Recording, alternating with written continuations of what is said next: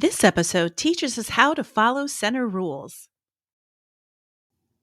It's important to follow the rules during center time, but what does that look like?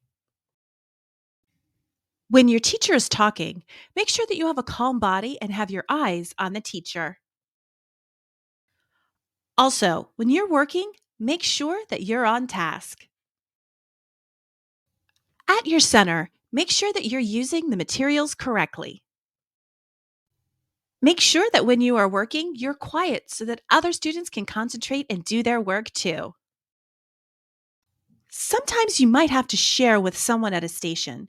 Make sure you take turns using your item or when playing a game. It's also important to use your time wisely.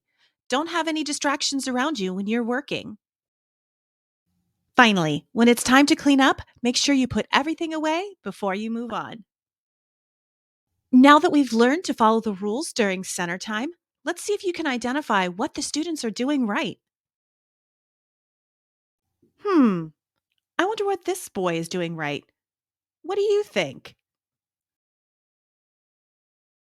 You're right. He's cleaning up after his center.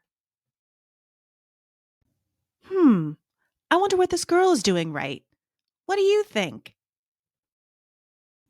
You're right. She's using her materials correctly.